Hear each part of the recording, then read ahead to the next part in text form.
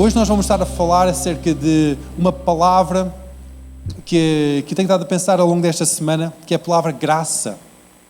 Graça aos humildes. Num tempo de confinamento, às vezes é um tempo de confronto, um tempo em que vidas são confrontadas. Nós temos estado a receber relatos principalmente a terra onde eu nasci, de confrontos entre pessoas, de pouca graça, confrontos entre raças, entre pessoas diferentes. E às vezes eu penso, Deus, onde é que tu estás aqui no meio disto? E aquele voltou ao meu espírito. Eu dou graça aos humildes. Eu dou graça aos humildes. Em Tiago 4, versículo 6, diz assim: antes dá maior graça, portanto diz o Senhor que Deus resiste aos soberbos, mas porém dá graça aos humildes. E depois em 1 de Pedro 5, versículo 6, diz que humilhai-vos, pois, debaixo da potente mão de Deus, para que a seu tempo vos exalta, lançando sobre ele toda a vossa ansiedade, porque ele cuida de vós. Sede sóbrios e vigiai, porque o diabo, o vosso adversário, anda em derredor, bramando como um leão, buscando quem possa tragar, ao qual resisti firmes na fé, sabendo que as mesmas aflições se cumprem entre vossos irmãos no mundo. Estes dois homens, Tiago e Pedro, escreveram estas cartas e falam os dois acerca de humildade, acerca da graça da humildade, de recebermos graça quando somos humildes. Vamos pensar um pouco acerca disto, mas primeiro temos que entender estas pessoas, estes homens que escreveram estas cartas. Pedro, um homem ousado, com pouco freio na língua, o homem que dizia muito que estava na cabeça, rapidamente dizia, era alguém que borbulhava, que as emoções eram muito fortes. Ele está aqui a dizer, humilhai-vos debaixo da potente mão de Deus. Tiago era conhecido como um irmão de trovão. Ele e o irmão João, Tiago e João, eram conhecidos como aqueles irmãos de trovão. Aqueles irmãos que eram impetuosos, aqueles irmãos que eram fortes, aqueles irmãos que diziam o que estava na alma, que tinham uma força na sua vontade. Tiago diz, dá maior graça aos humildes, mas resiste aos soberbos. Como é que homens tão fortes, tão impetuosos, conseguem escrever palavras valorizando a humildade? Teve que haver uma transformação enorme no seu coração. Então vamos pensar um pouco nesta transformação. Estes anos que eles passaram com Jesus, anos de transformação em que eles foram confrontados com o maior exemplo de humildade. Foram confrontados com esse belo Salvador, com esse Jesus. Foram confrontados com o amor de Jesus, nesses 3 anos e meio que tiveram em contacto direto com Ele. Deus dá graça aos humildes. Deus dá graça aos contritos de coração. Vamos ler uma história, pensar numa história de 2 dias, são 3 dias, 3 dias na vida de Jesus, em que nós podemos entender um pouco mais acerca desta graça que é a humildade. Em João capítulo 6, explica acerca desta história de 3 dias, em que explica que Jesus tinha recebido uma notícia que o seu primo querido, João Batista, aquele primo em que era tão próximo, até os seus espíritos estavam ligados, porque quando Maria chegava à presença da sua tia, as duas estavam grávidas e quando chegava ali a presença, os bebés mexiam na barriga. Era uma ligação tão próxima, aqueles 2 homens. E aquele homem foi assassinado, foi morto por Herodes, foi decapitado. Quando Jesus recebe essa notícia, ele estava a fazer muito ministração, estava a dar muito de si. Ele recebe essa notícia, o seu coração fica triste, ele fica abatido. Ele agarra nos homens que estavam mais próximos dele, aqueles 12 discípulos, que ele chamava amigos, próximos, mais próximo do que um irmão. Ele agarrou naqueles 12 homens e diz: olha, vamos para fora daqui. Eu preciso de espairecer a minha cabeça, preciso de sossegar o meu coração. Jesus precisava de um pouco de sossego. Ele precisava de calma. Ele precisava de luto. Ele precisava de um tempo de reflexão, porque o seu primo tinha sido morto. Jesus agarra os discípulos, entra num barco, atravessa até outra margem, tem um lugar mais isolado, mais sossegado. Mas a multidão rapidamente soube que ele tinha saído da cidade. Foram ao seu encontro, no meio dos campos, encontra Jesus. E imagina Jesus, no meio daquele tempo em que ele queria somente sossego e passar pelo luto da perda do seu primo, começa a ver multidão a chegar. E não é uma multidão de 20 ou 30 pessoas, mas o relato na Bíblia diz que eram mais de 5.000 homens, não contando com as crianças e as mulheres. Rapidamente nós podemos fazer as contas e talvez eram 10, 15 mil pessoas nos campos ao pé da mar da Galileia. E Jesus só diz para os seus amigos, seus discípulos: dá-lhes de comer. Dá-lhes de comer, dá-lhes qualquer coisa para comer, eles estão com fome. E Jesus já sabia, porque o Pai já tinha revelado o que ia passar, já sabia que ia haver uma multiplicação, um milagre ia acontecer. Então ele junta os pães de um menino que estava lá, os peixes, dá graças ao Pai e depois começa a repartir. Aquela multiplicação de alguns pães e alguns peixes deu para alimentar aqueles 15 mil pessoas. Imagina o milagre que foi. Imagina aqueles homens, aqueles discípulos a ver aquela multiplicação. Mais um cesto cheio, mais uma boca cheia, mais uma barriga cheia, mais uma pessoa satisfeita. Rapidamente aquele povo começa a pensar: este homem é o nosso rei. Ele consegue alimentar-nos. Vamos coroá-lo rei. Jesus percebe-se do coração daqueles homens e desvia. Vai para um monte e diz aos seus discípulos: vão para outra margem, agarra no barco e vão para outra margem.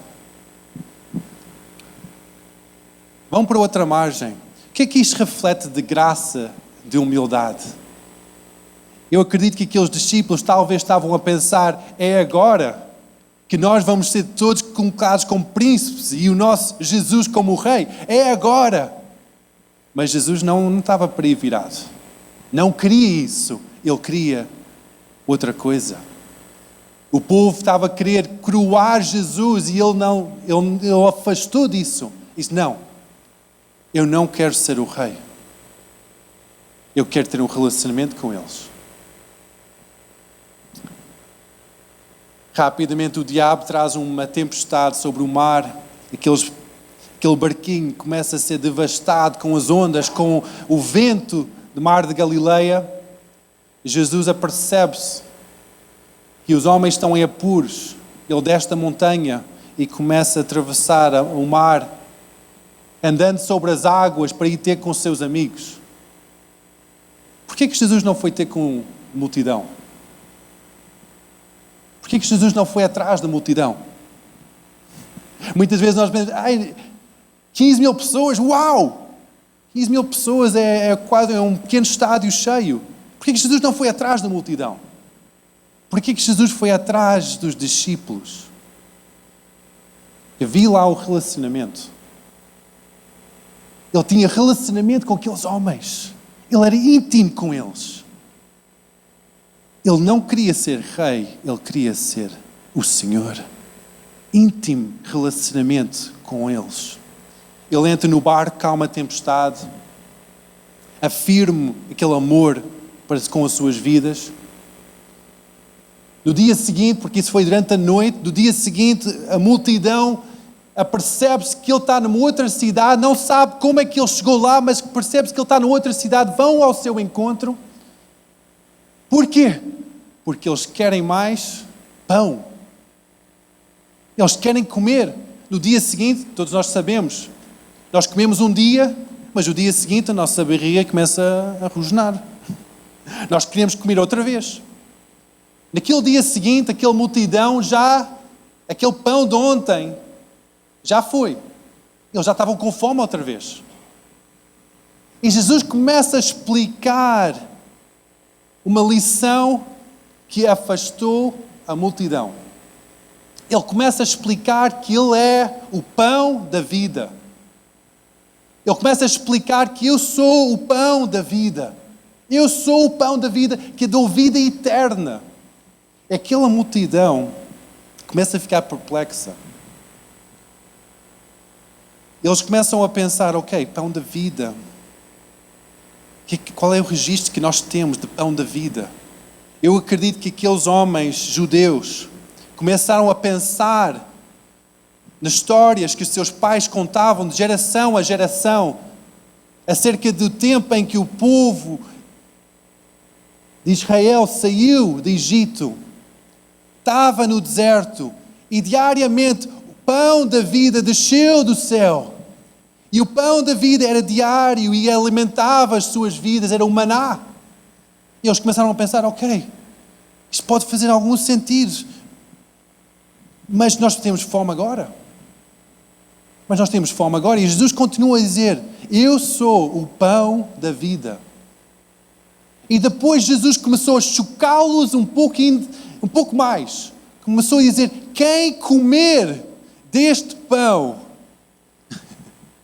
e beber deste vinho, deste sangue, quem entrar em intimidade comigo, terá a vida eterna. Aqueles homens começaram a entrar em choque. Como é que é possível? Nós só queremos comer. Nós só queremos sustento. Nós só queremos a nossa barriga cheia. Tantas vezes eu penso, porque é que eu vou à igreja? Porque é que nós buscamos louvor e adoração? É para preencher a nossa barriga? Ou é para entrar em relacionamento com Jesus? Jesus, quando diz que come do meu corpo, bebe do meu sangue, vamos ser uns. Vamos entrar nessa união de espírito. Nas epístolas diz que Cristo em nós, esperança da glória. Jesus, nós somos uns, mas temos que entrar neste relacionamento e não somente receber o pão que Ele dá. Não somente receber o sustento que Ele dá, mas entrar neste relacionamento de intimidade pessoal com Ele. Jesus, quando começou a explicar este mistério do reino de Deus, da intimidade, Ele olhava à sua volta, ouvia os burburinhos da multidão. Começaram a pensar, este homem é louco, comer o seu corpo, beber o seu sangue, este homem é louco. E a multidão começou a dispersar. Tantas vezes, quando nós não recebemos exatamente no formato que nós queremos receber de Deus, quando não temos a coragem de entrar em relacionamento com Jesus, nós começamos a ficar escandalizados com o que Jesus diz-nos. E começamos a afastar-nos dele. Mas Jesus está a convidar para um relacionamento. Convidar para uma intimidade. Convidar para esta partilha de vida. Depois de Jesus olhar à sua volta, já não havia os 15 mil pessoas, as ruas da cidade de Cafarnaum já estavam vazias e só estavam os seus 12 amigos com ele. Ele começa a dizer para esses 12 amigos, e vocês? Vocês, o que é que vocês estão aqui a fazer? Pedro vira para ele e diz: querido mestre, onde é que nós vamos? Para onde é que nós vamos? Nós largamos tudo para seguir-te. Tu és o sustento das nossas vidas. As tuas palavras são a nossa vida. Esse é o relacionamento, essa é a transformação que acontece quando há um relacionamento com Jesus. É a transformação no nosso interior. Nós não estamos a buscar somente aquele pão diário, para aquele lufada de oxigênio diário, para o nosso espírito estar mais animado, mas nós estamos em intimidade com Ele. É que nós viramos para o nosso querido Mestre e dizemos: Jesus, larguei tudo por Ti. Larguei a minha família por Ti. Larguei os meus afazeres por Ti. És Tu que tens as palavras da vida. És Tu que és a fonte da minha vida. És relacionamento contigo. É tudo para mim. Mas Jesus ainda vai um pouco mais longe. E Ele começa a dizer: sabem, um de vocês vai me trair. Mesmo naquele seio mais íntimo dos discípulos, Jesus confronta ainda mais. Ele confronta não somente o facto de terem largado tudo, não somente confronta o facto de não é somente uma provisão física que eu vou trazer, mas ele confronta até a segurança do grupo que estava ali naquele meio de discípulos. Tantas vezes nós vamos à igreja, buscamos um bom grupo, intimidade, confraternização uns com os outros, e essa é a segurança da nossa vida. Mas Jesus nem quer isso. Ele quer a intimidade contigo, relacionamento um a um, mano a mano, face a face, coração com coração. Ele quer isso. Ele confrontou mesmo aquela segurança que eles tinham daquele grupo que tinha sido formado. Ele diz: um de vocês vai me trair. Mesmo assim, aqueles homens não largaram Jesus. Mesmo assim, aqueles homens seguraram a sua mão e diziam: Jesus, eu quero este relacionamento contigo. E nós podemos ver que depois de vários anos, Jesus já tinha ido embora, já tinha subido para o céu, o Espírito Santo estava com eles. Tinham visto a evangelização do mundo conhecido, tinham visto milhares e milhares de pessoas, cidades inteiras serem convertidas. Depois desses anos todos, Pedro, Tiago e João ainda tinham esse relacionamento com Jesus. Nós podemos estar a dizer: ok, pastor, mas esse relacionamento é fácil porque eles estavam face a face, tocavam em Jesus, viam Jesus diariamente. Mas mesmo depois de muitos anos, aqueles homens ainda continuavam a ter uma intimidade, um relacionamento com Jesus, através do Espírito Santo, a presença palpável de Deus. É incrível pensar assim. É incrível pensar que Deus quer um relacionamento. Ele quer esta intimidade conosco, esta comunhão, esta presença próxima, em que eu não vou dar-te nenhuma fórmula mágica para isso. Eu não vou dizer que vocês agora têm que dizer não sei quantas orações, ir até não sei onde, fazer não sei o quê, dar não sei o que mais. Isso não é o caminho de um relacionamento. O caminho de um relacionamento é intimidade, é entrega total para Ele. Total. Tal como Pedro diz: mestre, largamos tudo para Ti. Intimidade com Jesus, ter um relacionamento com Deus, ter um encontro com Deus, é ter esta postura que Pedro teve. Jesus, largamos tudo para Ti. Jesus, eu larguei tudo para Ti. Consegues dizer isso? Jesus, eu larguei tudo para Ti. Ou ainda tens uma forma de pensar muito igual a este mundo. Consegues dizer, Jesus, eu larguei tudo para ti? Ou ainda tens um falar igual? Eu não estou a dizer que tens que dizer amém no teu trabalho. Eu não estou a dizer que tens que dizer um aleluia na tua escola. Mas a forma que sai do teu coração tem que ser um reflexo de Jesus. Tem que ser Cristo em mim. Cristo em mim. E sai fora da minha boca fora Jesus. Há um reflexo de Jesus em mim. Podemos olhar para alguém e dizer, não, isso é o caráter de Jesus. É o caráter de Cristo que eu vejo em ti. Será que tu consegues dizer isso? Jesus, eu larguei tudo por ti. Há essa intimidade, essa entrega do teu coração. Há essa entrega no teu coração para Ele. Sim, Jesus traz milagres, cura o nosso corpo, sustém as nossas vidas, traz pão quando estamos com fome.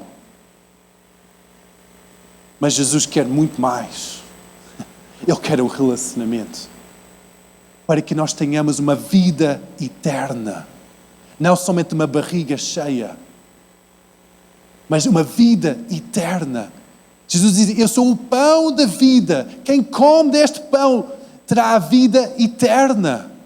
Isso é que Jesus está a convidar, isso é que Jesus está a oferecer para ti. Não é somente uma barriga cheia, uma conta paga, uma doença curada. Jesus está a oferecer-te a vida eterna. A vida eterna. Mas isso vem em relacionamento com Ele. É que nós dizemos, Jesus, eu largo tudo por ti. Eu largo tudo por ti. Eu não quero outra coisa. Eu largo tudo para ti. Vamos terminar com esta oração de entrega total para Ele. Quero convidar a ficar em pé. Se estás em casa, fecha os teus olhos. Vamos colocar a mão no nosso coração. O coração é aquele fonte de toda a nossa vida. E onde tu estás, com toda a sinceridade do teu coração, não importa se tu estás na igreja há 20 anos ou não estás na igreja, este relacionamento é um convite para ti hoje de manhã, para largar a religiosidade, largar o orgulho e com humildade apresentar o teu coração para Jesus, dizer, Jesus, eu largo tudo para ti. Quando nós em humildade apresentamos o nosso coração para Ele, aquela grande revelação, Deus dá graça aos humildes. Graça aos humildes. Ninguém merece este relacionamento com Ele. Ninguém merece esta salvação, esta remissão, esta comunhão com Ele. Mas pela graça nós somos salvos e remidos e entramos neste relacionamento. Por isso, repete esta oração comigo e diz, Jesus, eu reconheço que Tu és o Filho de Deus vivo. E desta Tua vida por mim. Eu quero entrar neste relacionamento contigo. Eu abro o meu coração para Ti. Ser o Senhor da minha vida. Aleluia. Aleluia. Este é o primeiro passo do relacionamento com Jesus. Mas este relacionamento tem que ser cultivado diariamente. Diariamente entregar o teu coração para Ele. Porque ao longo da nossa vida, o nosso sistema de justiça às vezes cauteriza, endurece o nosso coração. E nós não entramos neste relacionamento com Jesus, não somos transformados pelo seu amor. Por isso que diariamente vocês têm que entrar neste relacionamento com Ele. Dizer, Jesus, Tu tens as palavras da vida. Eu largo tudo para ti. Hoje eu largo tudo para ti. Hoje eu entrego tudo para ti. Hoje tu és o Senhor da minha vida. Diariamente faz esta oração. Diariamente entrega o teu coração para Ele. Diariamente reconhece o seu senhorio sobre a tua vida. Amém. Que Deus te abençoe grandemente.